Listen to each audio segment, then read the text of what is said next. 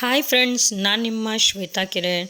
ನಾನಿವತ್ತು ಮಾಡ್ತಾಯಿದ್ದೀನಿ jeera rice. Easy and tasty jeera rice and very quick recipe ಅಂತ ಹೇಳ್ಬೋದು.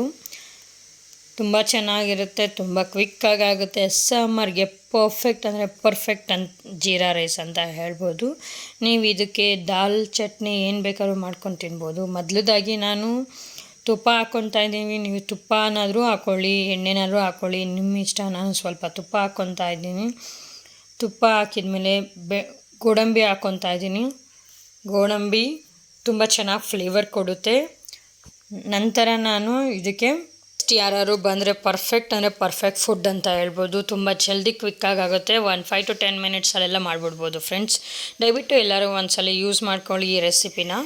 ಗೋಡಂಬಿ ಎಲ್ಲ ಫ್ರೈ ಆದಮೇಲೆ ಸ್ವಲ್ಪ ಹಸಿಮೆಣ್ಸಿನ್ಕಾಯಿ ಸೀಳ್ಕೊಂಡು ಹಾಕ್ಕೊತಾ ಇದ್ದೀನಿ, ಇಲ್ಲಾಂದರೆ ಸಿಡಿಯುತ್ತೆ ಡೈರೆಕ್ಟಾಗಿ ಹಾಗೆ ಹಾಕ್ಕೊಂಡ್ರೆ. ಸೊ ಸೀಳ್ಕೊಂಡು ಹಾಕ್ಕೊತಾ ಇದ್ದೀನಿ ಫ್ರೆಂಡ್ಸ್. ನಂತರ ನಾನು ಬಟಾಣಿ ಹಾಕ್ಕೊತಾ ಇದ್ದೀನಿ. ಬಟಾಣಿ ತುಂಬ ಟೇಸ್ಟ್ ಚೆನ್ನಾಗಿ ಕೊಡುತ್ತೆ. ಬಟಾಣಿ ಮಾತ್ರ ಮಿಸ್ ಮಾಡೋಕ್ಕೆ ಹೋಗಬೇಡಿ.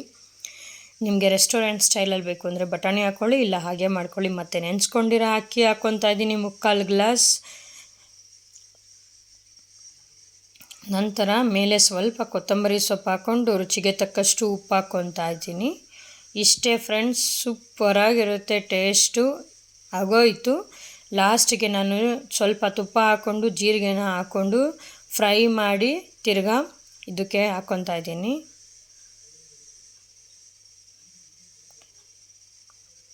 ನೀವು ಒಗ್ಗರಣೆಗಾದರೂ ಹಾಕ್ಕೊಬೋದು ಜೀರಿಗೆ, ಇಲ್ಲ ಲಾಸ್ಟ್ಗಾದರೂ ಹಾಕ್ಕೊಬೋದು. ನಾನು ಲಾಸ್ಟಿಗೆ ಹಾಕ್ಕೊತಾ ಇದ್ದೀನಿ ಫ್ರೆಂಡ್ಸ್.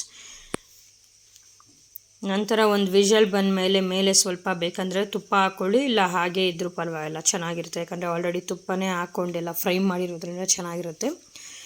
ನೀವು ಒಗ್ಗರಣೆಗೆ ಎಣ್ಣೆ ಹಾಕ್ಕೊಂಡು ಮೇಲೆ ಬೇಕಾದ್ರೆ ತುಪ್ಪ ಹಾಕ್ಕೊಬೋದು, ಇಲ್ಲ ಒಗ್ಗರಣೆಗೂ ತುಪ್ಪ ಹಾಕ್ಕೊಂಡು ಮೇಲೂ ತುಪ್ಪ ಹಾಕ್ಕೊಬೋದು, ಚೆನ್ನಾಗಿರುತ್ತೆ ಫ್ರೆಂಡ್ಸ್. ನೋಡ್ಬೋದು ಎಷ್ಟು ಪರ್ಫೆಕ್ಟಾಗಿ ಬಂದಿದೆ ಅಂತ. ಯಾರೆಲ್ಲ ಇನ್ನೂ ನನ್ನ ಚಾನಲ್ ಸಬ್ಸ್ಕ್ರೈಬ್ ಆಗಿಲ್ಲ, ಪ್ಲೀಸ್ ಲೈಕ್ ಮಾಡಿ, ಶೇರ್ ಮಾಡಿ ಮತ್ತು ಸಬ್ಸ್ಕ್ರೈಬ್ ಮಾಡಿ ಫ್ರೆಂಡ್ಸ್. ಹೇಗಿದೆ ಅಂತ ಟೇಸ್ಟ್ ಮಾಡಿ ಹೇಳ್ತೀನಿ, ಬನ್ನಿ ನೋಡೋಣ. ಸೂಪರ್ಬ್.